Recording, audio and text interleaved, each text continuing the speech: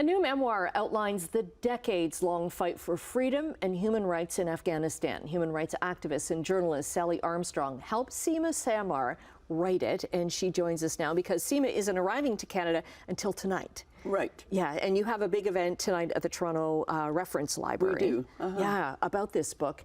So what's your connection with Sima? It goes back many, many years.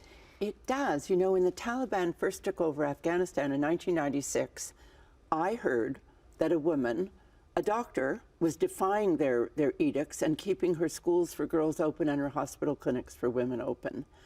I wanted to meet her. I cover conflict. That's my beat. But no one would give me her name. They kept saying, oh, no, we can't tell you who she is. She could be killed. So then a woman in Pakistan, Farida Shahid, she said, well, come on over here, we'll talk about it. Can you imagine? I had a magazine budget this big. Yeah, but this was for Homemakers magazine. It was. I flew to Pakistan, and Farida Shahid talked all day long about the ABCs of militant fundamentalism and the catastrophe going on, but no name. And at 5 o'clock, I was really in despair, and she said, there's a flight going to Kuwait at 9 o'clock tomorrow morning. You should be on it. Someone will meet you in the arrivals lounge. Annette, I arrived. Can you imagine? I was so curious. I walked into the arrivals lounge, and this woman was walking toward me, smiling, putting out her hand, and she said, you must be Sally. I'm Sima Samar. I think you've been looking for me. Wow. That's how it started. Wow. And her fight, like her fight for many minutes, still now, like her life is always being threatened for being outspoken, for being a woman, for doing what she wasn't allowed to do. And you look at all the book outlines kind of her struggles and her fights and her resolve. And she was so close. Yeah, and then 2 years ago, it all fell apart. It did, but you know, as much as we look at the 20 years the world spent there, as people call it a failure, Annette, during that time, life expectancy in Afghanistan went from 47 years to 63 years.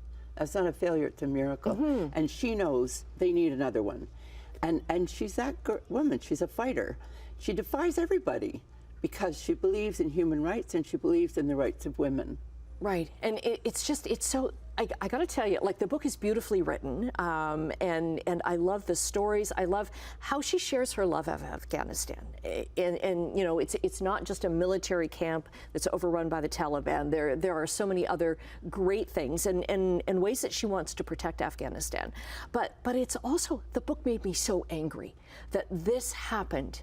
And the rest of the world kind of thought, oh, well, the U.S. military's going in, the British military's going in, they'll fix it, and then they left, and it got worse. You know, it's astonishing to me. We've seen this happen before, and now we're witnessing it again. People left, most of the international community left after 14 years, saying, well, 14 years, what do you expect? Yeah, we've done all we can. Do you know the international community stayed in Korea for 35 years? And I was checking numbers. In Bosnia, Afghanistan had 1/5 the humanitarian aid that we sent to Bosnia, and I think 1/25 of the military. So what were we thinking about when we decided we would leave? This is 36 million people in trouble. Mm-hmm. What's Sima doing now, being outspoken? Well, she is outspoken, and she's in Boston, and she's a visiting professor at Tufts University. But she's working the lines. She's on webinars all the time. She's trying to move this dial forward to create a situation where they can open a new door. And where she can safely go back and enjoy living in Afghanistan. Yeah, she can't safely go back just now. Right. They really are targeting her.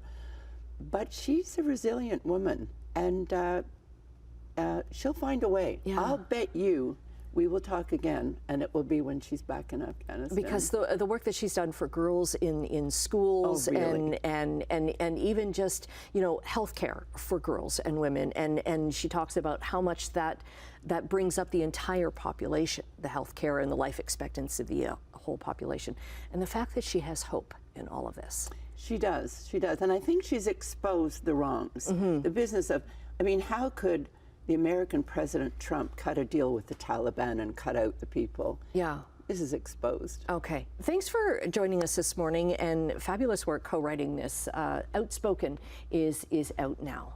Thank you.